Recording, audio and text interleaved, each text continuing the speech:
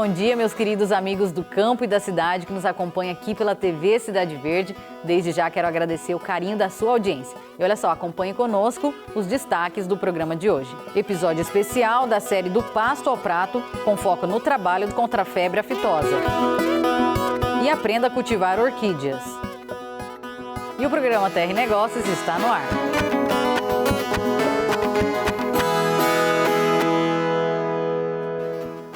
Você sabe o que é Lei Candir e o impacto que ela traz no seu dia a dia?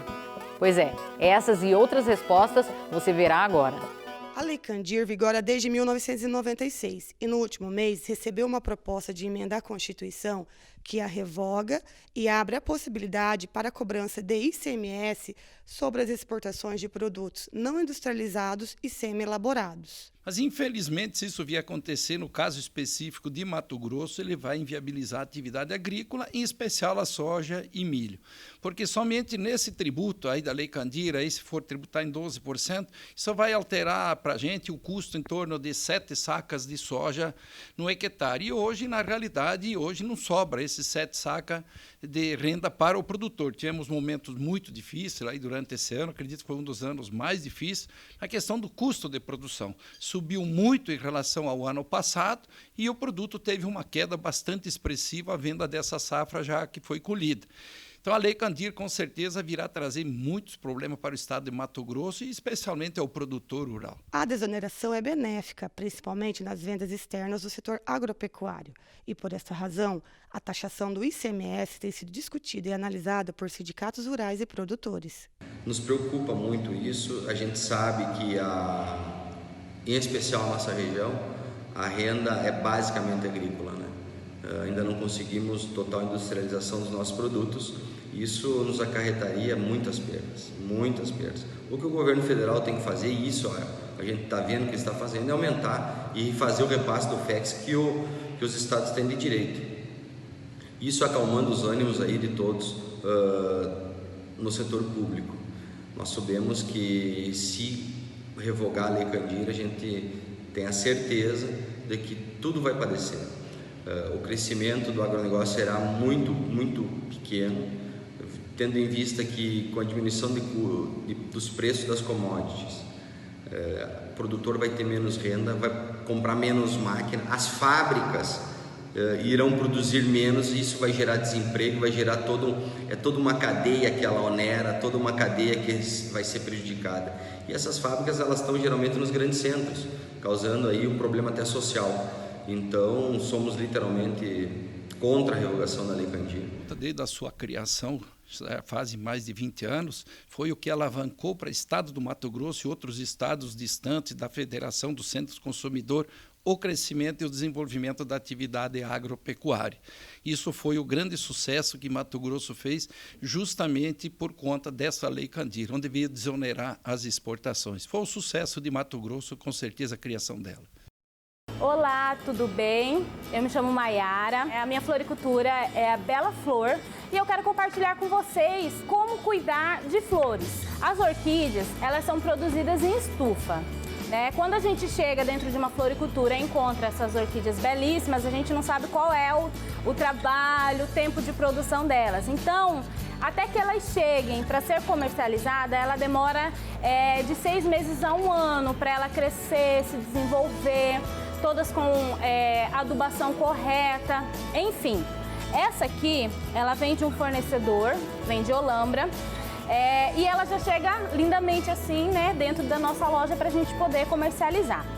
Quando o cliente chega para comprar a orquídea, normalmente ele quer ter mais informações do cuidado dela para poder continuar cultivando em casa. Para quem quer cultivar a planta, nós sempre indicamos a orquídea justamente por causa disso, porque ela tem uma durabilidade boa, dependendo do cuidado ela chega a durar de 60 até 80 dias dentro da casa. Falando por experiência, na minha casa é mais ou menos essa durabilidade dela. Quando você chega com a orquídea na sua casa, o que nós orientamos? Como deve ser feito a manutenção dela. Como é feito? Você pode colocar meio copo de água, molhando somente a raiz dela. Uma informação bem importante é que a orquídea, ela não é uma planta que precise de terra. Quando você pegar o vaso enfim, na sua casa, você vai ver que ela basicamente é raiz, né, cascas de árvore e fibra de coco. É isso que é constituído o vaso da orquídea. Então você vai fazer a regação dela molhando, tá? Toda a raiz. Não precisa molhar a folha, muito menos a flor. É somente a raiz. Normalmente recomendamos que ela seja regada 3 vezes por semana. Então você vai fazendo a escala ali, um dia sim, um dia não, vai regando a sua orquídea. Uma outra dica bem legal aqui em Cuiabá é que a nossa cidade, pelo fato de ter altas temperaturas, o que eu oriento? Assim como nós, as orquídeas também sentem calor. Então, eu acho que é uma forma mais fácil para poder cuidar das orquídeas. Eu oriento as pessoas a pegarem pedras de gelo, tá? Como eu estou fazendo aqui.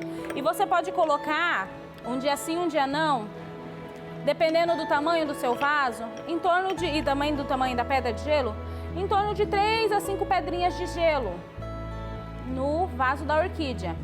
Porque o gelo vai derretendo, vai hidratando a raiz, que é isso que ela precisa, perfeito, vai deixar ela bela, porque o gelo demora um pouco mais para derreter, né, para ser absorvido do que a água. Então, a orquídea ela reage muito bem a esse tipo de hidratação. Outra dica importante é sobre a adubação. O que você vai precisar? Um adubo da sua preferência, uma colherzinha de chá. Nós orientamos que seja colocado também aqui, ou você pode, das duas formas, ou você pode misturar na água, ou você pode pegar com a colherzinha e jogar diretamente na raiz e depois jogar água por cima, perfeito?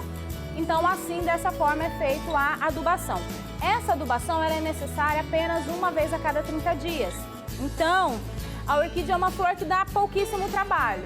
Ela vai mais trazer beleza, agregar com beleza dentro da sua casa ou escritório, do que propriamente dar trabalho com a manutenção. Algo bem legal nas orquídeas é que a gente tem várias espécies e dentro das mesmas espécies a gente tem várias cores. Então tem pink, tem branca, tem amarela, tem as orquídeas exóticas. Então, assim, uma infinidade de opções para você escolher. Algo bem interessante sobre os cuidados com a orquídea é onde mantê-las dentro de casa ou dentro do escritório. Algumas pessoas acham que as flores precisam diretamente da luz do sol, mas isso é um mito. Então, o que a gente orienta? Deixe as flores num lugar onde entra luminosidade, próximo à janela, próximo à varanda, porém ela não precisa de contato direto de luz solar, até porque senão elas vão queimar, elas vão ter menor durabilidade. Então, assim, mantenha em um lugar aberto, com claridade, mas ao mesmo tempo que não pegue sol diretamente nos vasos. Então, pessoal, essas são as dicas que eu queria compartilhar com vocês de como cuidar das suas flores dentro de casa, no escritório. Enfim, para ter mais informações, basta nos seguir. Nós temos nossas redes sociais, Facebook, Instagram, Bela Flor Cuiabá, temos o site também. Mais dicas vocês podem acompanhar nas nossas redes. E no próximo bloco, a entrevista é com Celso Nogueira, ele que foi o presidente eleito do Sindicato Rural de Cuiabá.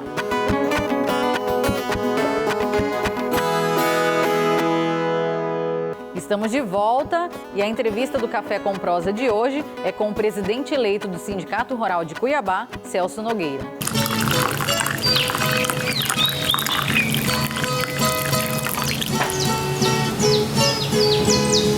Olá, bom dia. Estamos de volta com mais um Café com Prosa. Hoje nós vamos conversar com o Celso Nogueira, ele é presidente do Sindicato Rural de Cuiabá. Presidente, qual que é a expectativa aí para a gestão do senhor junto ao Sindicato Rural de Cuiabá? Olha, a expectativa é maravilhosa, né? A gente está vindo de uma... eu sendo vice de Jorge Pires e dar continuidade a uma pessoa que tem assim, uma visão espetacular, muito grande, né? Um cara fantástico, né? Então a gente sabe que o compromisso é muito grande.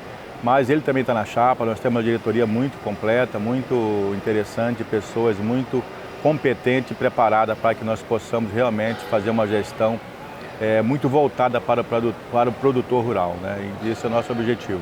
Seu Celso, a gestão voltada para o produtor, mas vocês têm umas metas ambiciosas também, né? Quais seriam essas metas? As nossas metas, nós temos, por exemplo, AgroMT, é um evento que vai acontecer em abril, é um evento voltado para o agronegócio, para realmente negócio, não é festivo, né? Durante o dia, sem bebida, só voltado para negócio. Depois nós temos julho, a Expo Agro, a Exposição Agropecuária do Estado de Cuiabá, que é uma feira voltada para o estado inteiro, uma feira, uma das maiores do Centro-Oeste, né? E é mais voltada para festivo, para show, rodeio. E o Dinepec, esse evento fantástico que nós estamos lançando e iniciando com o apoio de vocês aí. Isso está até nos surpreendendo pela expectativa que nós tínhamos. Nós estamos superando, graças a Deus, graças ao apoio de todos os expositores, de todos os produtores rurais, que realmente tem esse entendimento que é um momento importante de a gente avançar, né? Mato Grosso é o estado mais importante na produção do Brasil, né? Não tem outro estado que produz o que nós produzimos, né? Tanto faz de grãos como de alimento, como de carne, né? Então é o estado que mais produz alimento. E o mundo necessita disso, né? Então eu acho que é o momento da gente também inovar e tentar avançar. Mas, presidente, e do ponto de vista da representação de classe, quais são as metas no sentido de trazer o produtor para dentro do sindicato, fazer ele ter uma efetiva participação? Nós temos vários diretores, até nosso vice-presidente nos cobra isso. Nós vamos melhorar muito isso, né? Para que nós tenhamos mais número de associados, trazer com que os associados estejam realmente próximos, né? Eu já convoquei uma reunião até com o time dos 8, né, que são os sindicatos do Vale do Rio Cuiabá, para a gente trocar junto ideias de inovação, porque nós estamos no mesmo bioma, na mesma situação, junto com o apoio da FAMAT, para a gente que possa levar a ideia para o nosso presidente Normando, para avançar. A gente tem trabalhado isso já está no nosso calendário, já está no nosso projeto, desde já, não é 2020 não. Já estamos preparando, já nos organizamos para que a gente possa realmente aumentar a nossa representatividade. Presidente, o senhor é oriundo da pecuária, né? Sou da pecuária, eu tenho empresa de leilão também, sou empresa de negócio, né? Como é que está os negócios da pecuária aqui na Baixada Cuiabana, em Cuiabá específico? Olha, eu externo isso à credibilidade que o nosso presidente está nos dando. Esse ano, eu tenho 35 anos de Mato Grosso, esse ano está sendo o melhor ano de tudo. A gente, assim, venda 100%, né? Coloca aí 1.200 cabeças aqui no Parque de Exposição, no leilão, e consegue vender 100% sem ficar um animal para levar de volta. Isso mostra que uma credibilidade que o negócio está tendo, né? Então a gente está muito feliz com isso. Nesse período agora é o período do pessoal estar fazendo a reposição de plantel, né? Tanto de cria quanto de cria e engorda, né? Na realidade, esse período agora é um período mais crítico, né? Porque não tem pasto, né? Foi muito seco, tivemos uma seca estendida, bem longa, né? Mais de 120 dias sem chuva aqui. E o nosso solo, o nosso ambiente sofre muito com um verão tão prolongado. Mas está chovendo, já choveu em vários lugares aqui, eu acho que já está melhorando bastante. Então não é o pique. O pique do nosso negócio mesmo é na época da chuva, janeiro, fevereiro, março, abril, maio, junho. Mas o pecuarista começou a comprar já. Já está comprando, mas a oferta é menor nesse período. E aí oscila muito o preço, né? Não, o preço relativamente está bom, né? Se você comparar aí o preço do bezerro hoje, estão vendendo bezerro Nelore a R$ 7,00 o quilo. Até porque a demanda, o bezerro agora pesa menos que o bezerro de abril, maio, junho, que é da época da chuva, né? Então é natural que ele tenha menos peso, então acaba vendendo o preço do peso melhor. Cuiabá, o município de Cuiabá não tem grandes problemas fundiários, né? Assim, invasões de terra, né? Quer dizer, para o sindicato é uma coisa até tranquila isso, né? Graças a Deus, né? Acho que as invasões vão acabar, né? Essas mudanças que está tendo é para que realmente possa ser respeitado o produtor, né? E a gente precisa também botar a cara e ir para cima disso, né? Não deixar que as coisas fiquem jogadas aí a Deus dará, né? E nós temos, graças a Deus, o apoio do presidente aí que está uma nova política, uma nova dimensão voltada realmente para o segmento, que é o segmento que produz, que realmente leva até a mesa do consumidor a carne, o feijão, o arroz, a soja, tudo aquilo que se alimenta nos grandes centros, nas capitais, é produzido no interior. Então é preciso respeitar a pessoa que produz, né? Até eu estava dando uma entrevista hoje falando sobre sustentabilidade, né? As pessoas querem nos degradar, querem falar que nós somos incapazes, que destruímos a natureza. Pelo contrário, o produtor rural é consciente, ele não vai destruir a sua própria casa. A tua fazenda é como se fosse tua casa. Você não vai pôr fogo nela, quebrar ela toda, porque você precisa dela, é onde você mora. Você não quer destruir a tua casa para morar debaixo da ponte. Então o produtor rural é consciente que não pode desmatar, que não vai desmatar, que vai produzir com mais tecnologia, com mais capacidade. E esse evento traz isso aqui. Presidente, então uma boa gestão para o senhor, um bom evento, viu? E muito obrigado pela entrevista. Eu que tenho que agradecer a vocês, o apoio de vocês, que nada disso estaria acontecendo se não tivesse o apoio de vocês. Vocês, as pessoas que divulgam, que alavancam essa credibilidade, essa seriedade para o segmento. Só tenho que agradecer a vocês e a Deus, o nosso Pai poderoso, nosso grande arquiteto do universo. Muito obrigado. E para você um bom dia e até a semana que vem com mais um Café com Prosa.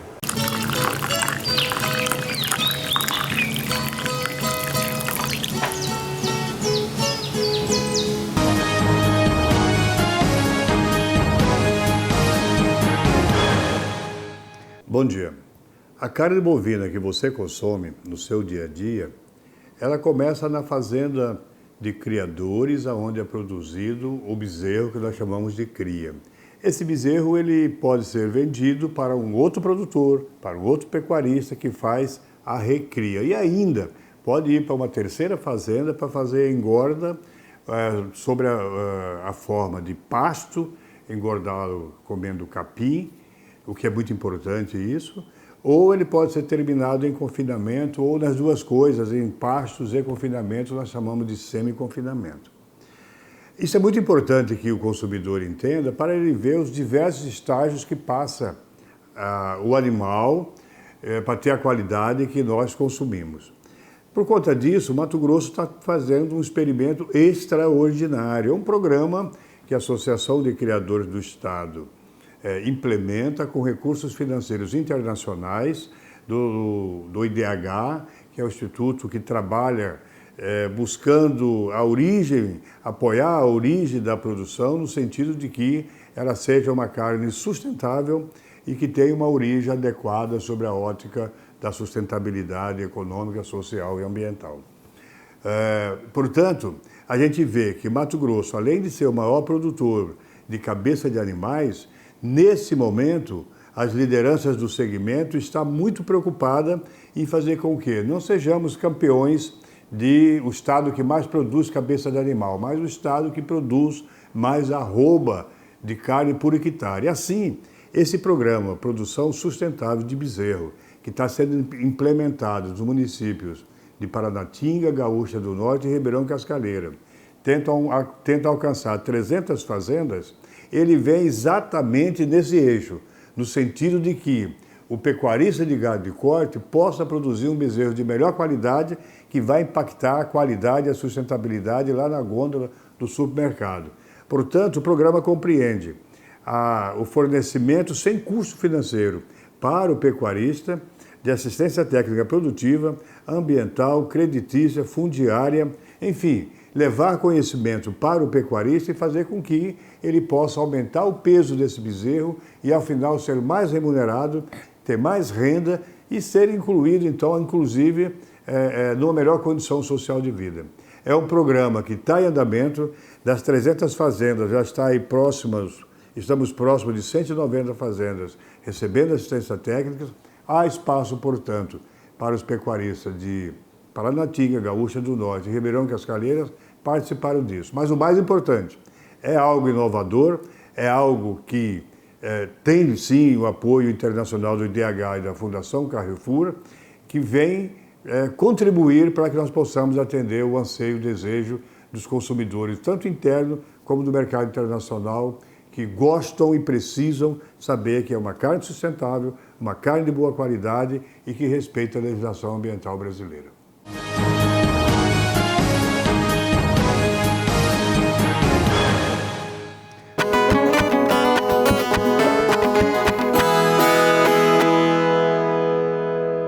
Olá, eu sou o chefe Moraes Júnior e hoje a gente está aqui na Curseria Escola de Culinária de Cuiabá. Hoje a gente vai fazer uma receita misturando a culinária italiana com a nossa culinária brasileira. Eu vou misturar um pouco e vou fazer um mix. Eu vou fazer um filé mignon, que a gente chama, por incrível que pareça, ainda é meu sobrenome, é o filé do Moraes. E vou misturar também, fazer um risoto milanês, que é o nosso risoto com formaggio, que é o nosso risoto com queijo.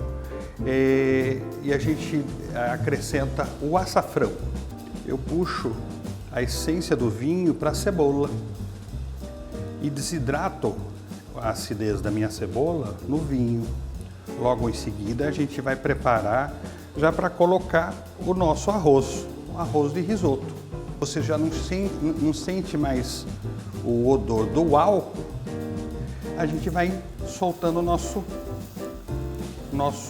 arroz. No que eu coloco o meu arroz, eu coloco aqui aproximadamente, numa manteiga aqui, tem 200 gramas. Eu corto ela em 4 e vou colocar aproximadamente 50 gramas. A nossa panela começar a ficar seca, é que ela já está pronta para ser colocada a nossa água, nosso brodo, ok? Aqui, ó, ele já está em fase de fritura. E agora eu vou dosando, ok? É muito rápido isso aqui, então a gente já vai praticamente em fase de cozimento. Esse cozimento ele fica na faixa de 15 a 30 minutos, depende do fogão, enquanto o nosso risoto fica se preparando. Eu estou temperando agora com as carnes vermelhas, o nosso tempero e o chefe, que é bem diferente dos nossos temperos tradicionais. O nosso ponto do nosso risoto já está chegando.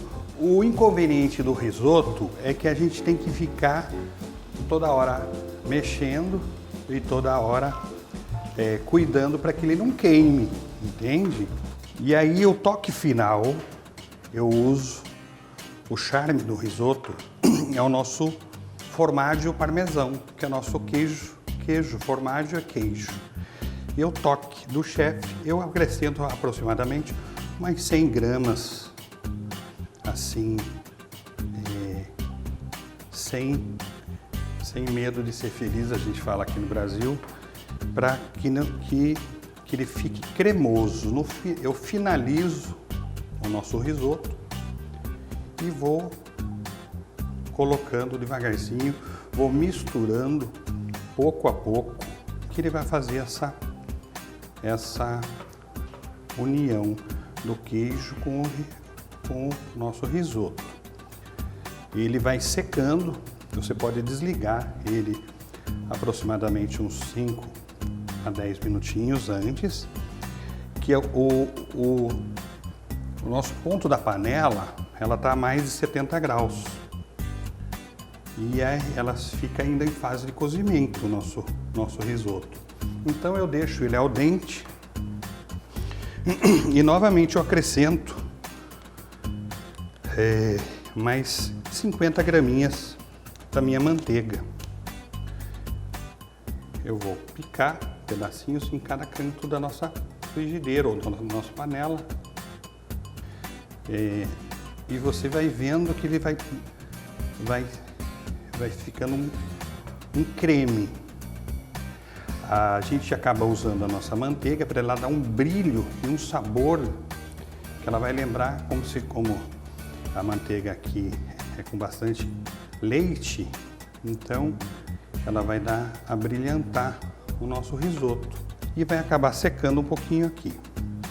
No que ela vai ser esses 10 minutinhos, a gente vai preparar o nosso filé. Eu vou colocar aqui na nossa frigideira 10 graminhas de manteiga. O nosso filé já está temperado. Eu já temperei o nosso filé e aqui tem aproximadamente 330 gramas por medalhão desse, ok? Eu vou saltear meu alho.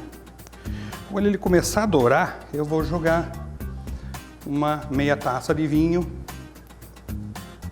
para ele tirar a essência do alho. Ele vai dourar o alho e depois ele vai tirar esse suco que vai ficar, tá certo? Eu sempre aconselho que a gente aqui use panelas teflonadas. Tem pessoas que gostam de panelas de alumínio, elas acostumam grudar, ok? Por causa da temperatura. Então, para a manteiga não queimar, tem esse truquezinho que eu acho que todo mundo já conhece, mas para quem não conhece, a gente coloca um fio ou dois no nosso azeite. E aí a manteiga acaba não queimando, tá? Quando aqui começou meu alho a querer queimar, eu corto o cozimento dele e passo para o meu bowl, tá? Tiro ele do fogo e vou passar para o meu bowl ou para um recipiente que você esteja em casa, tá? Ele fica ali terminando e agora eu vou fazer rapidamente, vou selar o meu filé, tá? Eu aconselho a vocês a sempre quando for selar ou fritar um bife, faça de 1 a 1 ou no máximo de 2 a 2, tá? Porque se eu quero selar o meu bife, eu preciso que ele flambe, que ele dore lado a lado. Então eu selo um pouquinho, dou para aproximadamente 30 a 40 segundinhos ou mais, se necessitar, dora bem. Olha como fica, já começa a selar, tá? Eu vou selar com a situação que como se eu quase estivesse queimando a minha carne, ok? Logo em seguida praticamente ele vai ficar pronto, ok? O meu alho já está pronto. O meu risoto já está pronto. Olha como ele já secou. Olha como ele já secou. E meu filé já está ficando quase no jeito. Eu finalizo agora os nossos pratos. Eu finalizo o meu filé do Moraes. Já desliguei minha panela, minha frigideira e dou um leve banho de vinho branco. Esse suco que fica embaixo é o meu brodo, o meu molho. Eu misturo um pouquinho do meu alho, que já está dourado, e vou preparar a nossa refeição de hoje, o nosso prato do dia.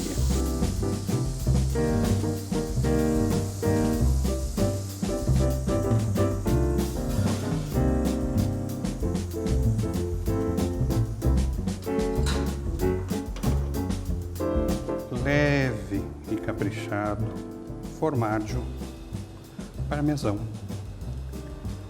É o nosso prato do dia. Nosso filé do Moraes com o nosso risoto milanês. Obrigado, espero que todos tenham curtido nossa receita de hoje.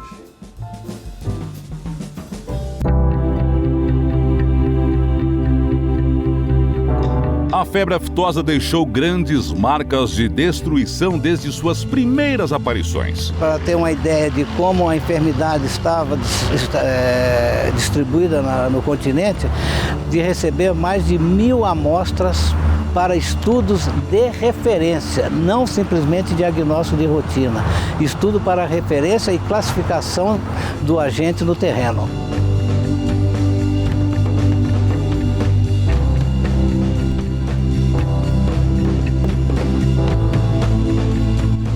Era a fase inicial, não tinha vacina, a vacina era péssima. O mundo não tinha vacina boa, por quê? Porque o mundo desenvolvido não tinha doença. Os Estados Unidos erradicaram a doença em 1939. Com rifle, o animal que tinha aftosa eles matavam. Eu digo que a febre aftosa, além de ter sido uma doença que causou grandes impactos, ela serviu como uma espécie de força aglutinadora de ações entre os países e de criação de estruturas dos países que não existiam antes. Os sistemas de atenção veterinária de vários países, como nós os conhecemos hoje, resulta de esforços e de projetos que foram criados para a aftosa. Apesar de alguns esforços já serem realizados desde 1909, foi apenas em 1951 que as organizações dos Estados Americanos criou o Centro Pan-Americano de Febre Aftosa. O Centro Pan-Americano foi uma herança que veio da campanha de erradicação da febre aftosa nos Estados Unidos e México. Em 1947 houve um foco grave no México, que foi imputada a importação de animais do Brasil. Então isso, os Estados Unidos já era livre desde 22, né? Então isso acendeu uma luz vermelha entre os Estados americanos e a OEA decidiu então estabelecer um centro de excelência, escolheu o Brasil. Então ainda era um período onde as técnicas eram muito precárias, eram poucos os recursos que tínhamos para poder fazer esse trabalho. A América do Sul estava infestada. O Pan-Aftosa começou como um projeto técnico para auxiliar os países da América no combate à doença. Os países se manifestaram que necessitava ter um órgão científico, técnico, que desse cooperação aos países na coordenação dessa eliminação e erradicação posterior dessa enfermidade. Em 1968, se tornou um programa regular de cooperação técnica do Programa de Saúde Pública Veterinária da Organização Pan-Americana da Saúde. O importante estabelecer nessa linha de tempo foi a evolução da vacina anti-aftosa no Brasil e no continente sul-americano. Tive muita pesquisa no centro, se fizeram muito trabalho de colaboração e se desenvolveu a vacina contra a febre aftosa com base oleosa, que hoje em dia é a vacina mais utilizada no mundo. Já tinha se instalado a indústria no Brasil. Eles já tinham capacidade de produção, mas não tinha a tecnologia do adjuvante oleoso que foi desenvolvido aqui. Então, nessa década foi transferido toda essa tecnologia e a indústria instalada se adaptou para receber essa tecnologia. A indústria aprendeu muito, colaborou muito, correto? E entendeu o processo. Aprendeu a trabalhar assim a 6 mãos. Vencer essa barreira econômica de irmos eliminando aos poucos a febre aftosa, gradualmente de todo o país, eu creio que foi a maior epopeia veterinária que esse país já teve. Claro que valeu a pena, porque você vê a importância desse trabalho hoje disseminada para todo o continente sul-americano. O Pan-Aftosa também atuou junto na criação de importantes eventos ligados à febre aftosa, como a Comissão Sul-Americana para a Luta contra a Febre Aftosa. Esse é um tema nevrálgico, é um tema relevante e tem uma linha a ser seguida. E essa linha foi traçada há mais de 40 anos atrás, quando se estabeleceu a COSALFA. Além de você reunir anualmente profissionais responsáveis pela aftosa, você reunia também os criadores, reunia as forças produtivas, que é um marco também, se você pensar que antigamente a campanha de vacinação era feita pelos governos. Depois nós tivemos programas com a participação forte do setor produtivo. É melhor prevenir que remediar. Para ter um gado forte a gente tem que vacinar. Consulte a Casa da Agricultura do seu município. O criador não é só o objeto da ação do governo, é também o sujeito. Junto ao trabalho de todas essas organizações, o profissional de medicina veterinária contribuiu não apenas para o bem-estar animal, como também para a segurança alimentar, garantindo que os produtos brasileiros que chegam às mesas tenham qualidade. Ele está lá, ele vê os animais com muito mais frequência que a estrutura oficial vê, né? E aí o papel dele é importantíssimo. Que hoje nós temos aí a colocação de segundo maior exportador de carne bovina do mundo. Isso é um trabalho da medicina veterinária, incluindo aí a zootecnia. Também não podemos deixar sempre o trabalho do produtor rural. Tem todo o sistema veterinário por detrás, tanto na área da inspeção, que são os profissionais que ficam nos frigoríficos, quanto na área de campo, que são os veterinários da defesa, que trabalham nas fronteiras com as políticas públicas de sanidade animal, certificando e garantindo essa qualidade. Desde lá o produtor rural comprando a vacina, os seus funcionários aplicando a vacina, os profissionais médicos veterinários, tanto da defesa como os particulares, trabalhando na orientação desses profissionais para que a gente pudesse ter não só uma vacina eficiente, mas aplicá-la e ter uma eficiência na aplicação. É uma epopeia veterinária, um esforço imenso que teve tanto o setor oficial quanto o setor privado para atingir essa meta. Isso é uma conquista da profissão veterinária. Um país com mais de 200 milhões de cabeças conseguiu erradicar a doença sem matar todo mundo, igual os americanos fizeram em 22. Em 1976, o Ministério da Agricultura, Pecuária e Abastecimento inaugurou o Laboratório Nacional de Referência Animal, o LANARA, em Pedro Leopoldo, Minas Gerais. Deu-se ali o início da rede laboratorial, conhecida hoje como Lanagros. Os Lanagros eles vão se especializando em determinados aspectos da sanidade animal. É um laboratório primordial na vigilância da febre aftosa e de doenças que possam estar sendo confundidas com febre aftosa. O Brasil possui um laboratório de biossegurança classificado como nível 4, segundo a OIE, para atividade com vírus de febre aftosa e outras doenças de impacto econômico para o país. A importância estratégica do LANAG no sentido da unidade de biossegurança, especificamente, é garantir, primeiramente, o resultado de qualidade, a segurança dos analistas e a segurança do ambiente em torno, tanto para a saúde humana quanto para a saúde animal. O laboratório também fornece todo o apoio para que o centro faça o trabalho de controle e erradicação da febre aftosa nos países da América do Sul. O Brasil está permanentemente oferecendo cursos de capacitação para atualizar o pessoal dos serviços veterinários e a comunidade privada, profissionais da área da iniciativa privada ou pecuarista, de como atuar em caso, com normas de biossegurança em caso de uma emergência. O resultado desta ação conjunta do Panaftosa, entidades privadas e governamentais de vários países, tem sido extremamente positivo. Se estabeleceu esta estratégia conjunta, trabalho conjunto de coordenação entre os diferentes países para lograr um continente, um hemisfério livre de febre aftosa. O trabalho sigue sendo muito importante, luego de eliminar, prevenir que a enfermidade retorne a los países. No Brasil, o Plano Nacional de Erradicação da Febre Aftosa prevê, até 2023, o reconhecimento internacional do país livre de febre aftosa sem vacinação. Livre é livre. Não interessa se é com ou sem. Interessa é que tem que ter um serviço veterinário robusto, que responda às demandas, emergências, uma legislação que realmente dê amparo para esse serviço veterinário trabalhar. Agora, a retirada da vacinação não necessita seguir esse mesmo caminho. O caminho que vai ser seguido é o caminho onde é possível você retirar a vacina e não ter um risco de introdução desse vírus da febre aftosa novamente.